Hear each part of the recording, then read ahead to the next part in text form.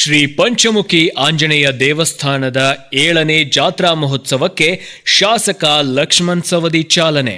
ಶಾಸಕ ಲಕ್ಷ್ಮಣ್ ಸವದಿ ಅವರಿಂದ ಬೆಳಗಾವಿ ಜಿಲ್ಲೆಯ ಅಥಣಿ ಪಟ್ಟಣದ ಸಾಯಿನಗರದ ಶ್ರೀ ಪಂಚಮುಖಿ ಆಂಜನೇಯ ದೇವಸ್ಥಾನದ 7ನೇ ಜಾತ್ರಾ ಮಹೋತ್ಸವಕ್ಕೆ ಚಾಲನೆ ನೀಡಿ ಮಾತನಾಡಿ, ಪಂಚಮುಖಿ ಆಂಜನೇಯ ದೇವಸ್ಥಾನದ ಜೀರ್ಣೋದ್ಧಾರಕ್ಕೆ ತನು ಮನ ಧನದ ಸಹಾಯಕ್ಕೆ ಸಿದ್ಧನಿದ್ದೇನೆ ಎಂದರು.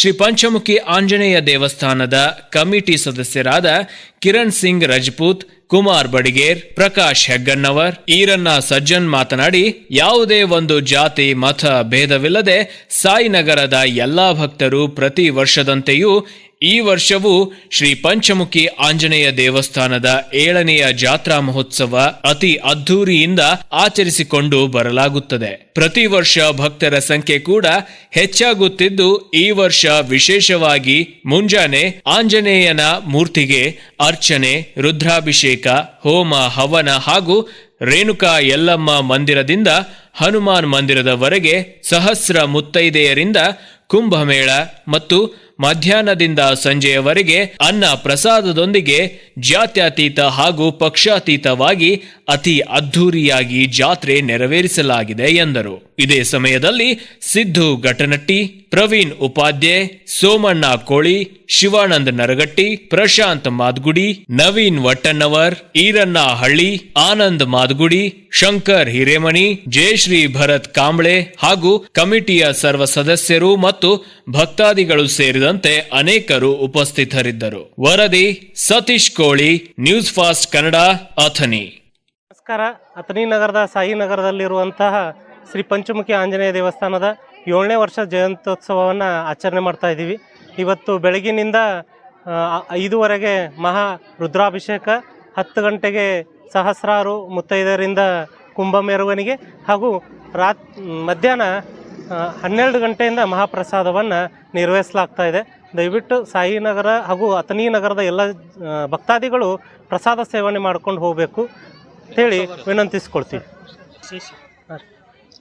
ಅದೇ ರೀತಿ ನಾವು 7 ವರ್ಷದ ಹಿಂದೆ ಆಂಜನೇಯನ ಮೂರ್ತಿ ಸ್ಥಾಪನೆ ಮಾಡಿದಾಗ ಚಿಕ್ಕದಾಗಿ ಮಾಡಿದ್ವಿ. ಆದರೆ ಅವರ ಆಂಜನೇಯ ಸ್ವಾಮಿಯ ಪವಾಡ ಹೇಗಿದೆ ಅಂದ್ರೆ 7 ವರ್ಷದಲ್ಲಿ ಅದ್ಭುತವಾಗಿ ದೇವಸ್ಥಾನವನ್ನು ನಿರ್ಮಾಣ ಮಾಡಿಕೊಂಡು ಸಾವಿರಾರು ಭಕ್ತರನ್ನು ಆಕರ್ಷಣೆಗೊಳಿಸುವಂಥ ಶಕ್ತಿಯನ್ನು ಆಂಜನೇಯನ ಪವಾಡದಿಂದ ನಡೀತಾ ಇದೆ. ಅದಕ್ಕೋಸ್ಕರ ಎಲ್ಲ ಕರ್ನಾಟಕದ ನಾಡಿನ ಬಾಂಧವರು ಹನುಮನನ ದರ್ಶನ ಪಡೆದು ಆಶೀರ್ವಾದ ಪಡಿಬೇಕಂತೇಳಿ ನಾವೆಲ್ಲರ ವತಿಯಿಂದ ವಿನಂತಿಸ್ಕೊಳ್ತೀವಿ. ಜಾತ್ರಾ ಮಹೋತ್ಸವದ ವಿಶೇಷತೆ ಏನಪ್ಪ ಅಂದ್ರೆ ಅಥಣಿ ನಗರದ ಸಾಯಿನಗರದಲ್ಲಿರುವ ಶ್ರೀ ಪಂಚಮುಖಿ ಆಂಜನೇಯ ದೇವಸ್ಥಾನ ಈ ಸರಿ 7ನೇ ವರ್ಷದ ಜಾತ್ರಾ ಮಹೋತ್ಸವ. ವಿಶೇಷವಾಗಿ ಬೆಳಗ್ಗೆ 5 ಗಂಟೆಯಿಂದ ಮಹಾ ಅಭಿಷೇಕದೊಂದಿಗೆ ಪ್ರಾರಂಭವಾದ ಈ ಮಹೋತ್ಸವ ಇನ್ನು ಸಂಜೆವರೆಗೆ ಹೀಗೆ ನಡೀತಾ ಇದ್ದು, ಈಗಾಗಲೇ ಶಾಸಕರು ಕೂಡ ಬಂದು ಹೋಗಿದ್ದಾರೆ ಮತ್ತು ಮಹಾಪ್ರಸಾದ ಈಗ ಸ್ಟಾರ್ಟ್ ಆಗ್ತಾ ಇದೆ. ಅಥಣಿ ತಾಲೂಕಿನಲ್ಲಿ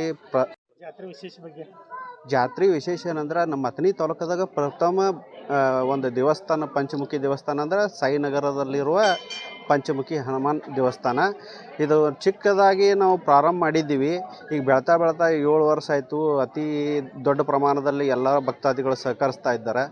ಆಮೇಲೆ ಭಕ್ತಾದಿ ಮಂಡಳಿ ಎಲ್ಲ ಕಮಿಟಿ ಮಂಡಳಿ ಸೇರ್ಕೊಂಡು ಮಾಡುವಂಥ ಈ ಜಾತ್ರೆ ಎಲ್ಲರೂ ತನು ಮನ ಧನದಿಂದ ಸಹಾಯ ಮಾಡಲತ್ತಾರು. ಇದು ಅಭಿವೃದ್ಧಿ ಆಕೋತಾ ಹೋಗ್ತಾ ಇದ್ದಾರೆ. ಈಗ ಶಾಸಕರು ಭರವಸೆ ಕೊಟ್ಟಿದ್ದಾರೆ. ಇದು ಮುಂದಿನ ವರ್ಷ ಅಂದ್ಬಿಟ್ಲೆ ಇದು ಇನ್ನೂ ಅಭಿವೃದ್ಧಿ ಪಡಿಸುವಂಥ ಜವಾಬ್ದಾರಿ ನಮ್ಮೆಲ್ಲರ ಮೇಲೆ ಐತಿ. ಇದನ್ನು ಅಭಿವೃದ್ಧಿ ಪಡಿಸ್ತೀವಿ ಅಂತ ಹೇಳ್ತೀವಿ. ಎಲ್ಲರೂ ಅನ್ನಪ್ರಸಾದವನ್ನು ತೆಗೆದುಕೊಳ್ಳಬೇಕು.